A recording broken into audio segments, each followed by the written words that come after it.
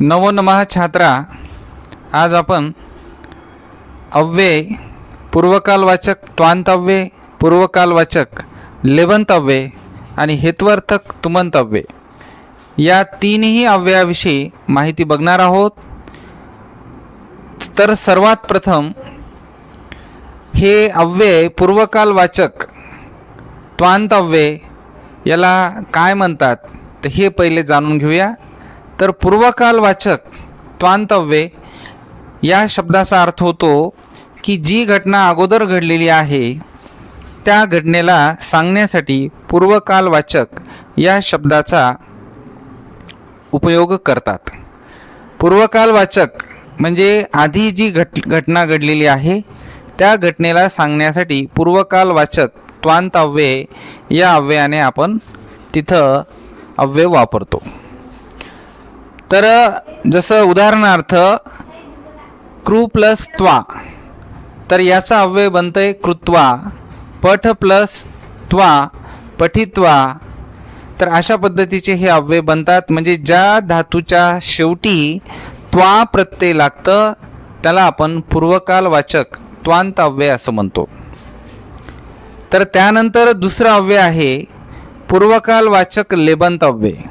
या पूर्वकालवाचक लेबंतव्यामध्ये सुरुवातीला 22 उपसर्गापैकी एक उपसर्ग असतो, त्याच्यानंतर मध्ये मूळ धातू येतो आणि त्यानंतर पुढे य किंवा त्य हे प्रत्यय लागतं आणि अशा पद्धतीनं जे अव्यय बनतं त्याला आपण पूर्वकालवाचक लेबंतव्ये असं म्हणतो।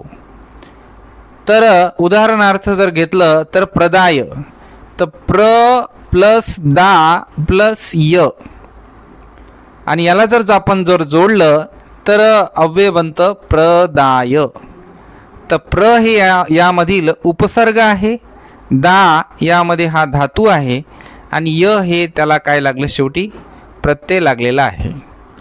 तर विद्यार्थी मित्रांनो, हे दोन्ही अव्यय पूर्वकालवाचक त्वांतव्ये, पूर्वकालवाचक लेबंतव्ये या दोन्ही अव्ययाचा अर्थ मराठीतील ऊन हून प्रत्ययाप्रमाणे घेतला जातो।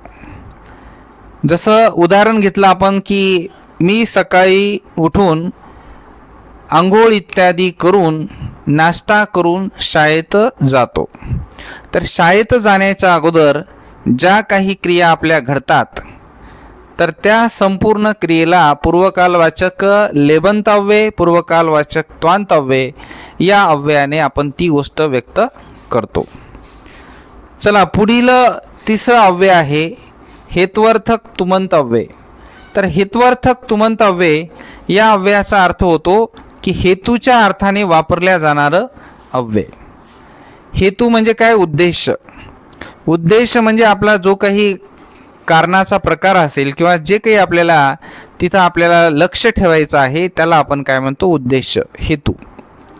जसं उदाहरणार्थ शाळेत शिकण्यासाठी आपण जातो। शाळेत जाण्याचा उद्देश हा शिकणे आहे।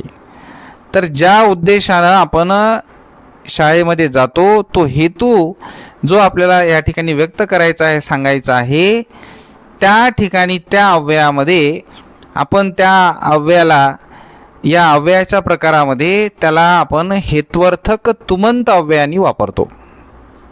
जसं उदाहरणार्थ पठ या धातूचं हेत्वर्थक तुमंत अव्यय जर घेतलं आपण तर पठितुम होतं। लिख धातूचं जर आपण अव्यय घेतलं तर लिखितुम होतं। कृ धातूचं जर आपण घेतलं अव्यय तर कर्तुम होतं। म्हणजे कृ प्लस तुम कर्तुम, पठ प्लस तुम पठितुम। तर अशा पद्धतीनं हे अव्यय बनतात आणि या अव्ययाचा पठितुम, लिखितुम, धावितुम, धावितुम म्हणजे धावण्यासाठी, कर्तुम म्हणजे करण्यासाठी, लिखितुम म्हणजे लिहिण्यासाठी, अशा पद्धतीनं या अव्ययाचा अर्थ घेतला जातो।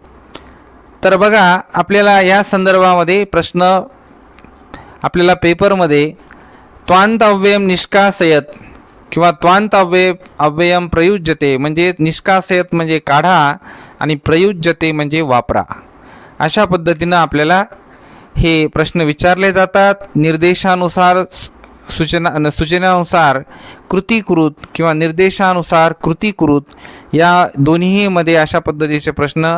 दुसरा प्रकार म्हणजेच की आपल्याला तालिका पूर्ण करा म्हणून हाही प्रश्न विचारला जातो, किंवा पॅसेजमध्ये आपल्याला पॅसेज दिला जातो आणि त्या पॅसेजमध्ये आपल्याला पूर्वकालवाचक अव्यय शोधायचं असतात.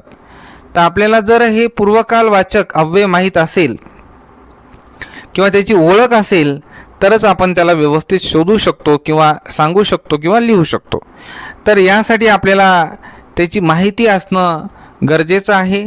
तर आपल्या पाठ्यपुस्तकामध्ये इयत्ता 9वीच्या पाठ्यपुस्तकामध्ये 27 पेज नंबरवरती अव्यय दिलेले आहेत.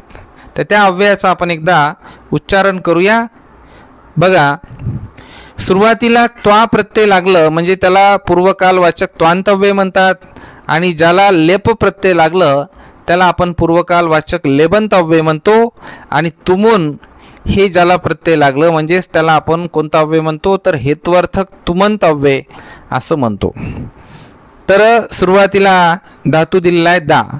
दा दत्वा प्रदाय दातुम पा पित्वा निपीय पातुम स्था स्थित्वा उत्थाय स्थातुम ज्ञा ज्ञात्वा विज्ञाय ज्ञातुम गये गीत्वा प्रगाय गातुम ध्येय ध्यात्वा अनुध्याय ध्यातुम जी जित्वा विचित्त जेतुम नी नीत्वा आनीय नेतुम श्रू श्रुत्वा उपश्रुत्य श्रोतुम भू भूत्वा अनुभूय भवितुम कृ कृत्वा उपकृत्य कर्तुम स्मृ स्मृत्वा विस्मृत्य स्मर्तुम श्रू श्रुत्वा अनुसृत्य सर्तुम दिश दिष्ट्वा आदिश्य देष्टुम दृश दृष्ट्वा संदृश्य द्रष्टुम प्रच्छ पृष्टवा आपृच्छ प्रष्टुम स्पृश स्पृष्टवा संस्पृश्य स्पृष्टुम सिच सिक्त्वा अभिषिच्य सेक्तुम मुच मुक्त्वा विमुच्य मोक्तुम वच उक्त्वा प्रवाच्य वक्तुम वह उडवा निवय्य ओडुम वस उषित्वा निवस्य वसितुम वद उदित्वा प्रोद्य वदितुम कथ कथयित्वा विकत्य कथयितुम चूर चोरयित्वा अभिचोर्य चोरयितुम क्षल क्षालयित्वा प्रक्षाल्य क्षालयितुम रच रचयित्वा विरचय्य रचयितुम गण गणयित्वा विगण्य गणयितुम पूज पूजयित्वा संपूज्य पूजयितुम घुष घोषयित्वा संघोष घोषयितुम नृत नर्तित्वा अभिनृत्य नर्तितुम क्रंद क्रंदित्वा आक्रंद्य क्रंदितुम पठ पठित्वा अनुपठ्य पठितुम लिख लिखित्वा विलेख्य लिखितुम हस हसित्वा विहस्य हसितुम वंद वंदित्वा अनुवंद्य वंदितुम ग्रह ग्रहित्वा संग्रह्य ग्रहितुम गम गत्वा आगम्य गंतुम नम नत्वा प्रणम्य नंतुम रम रत्वा आरात्य रंतुम. तर अशा पद्धतीनं हे तिन्ही अव्यय आपल्याला पाठ करावे लागतील, यासाठी मी म्हणून घेतलेलं आहे. तर नक्कीच आपल्याला याचा फायदा होईल अशी मी या ठिकाणी आशा बाळगतो आणि याच ठिकाणी थांबतो. जयतु संस्कृतम, पठतु संस्कृतम, वदतु संस्कृतम. नमो नमः.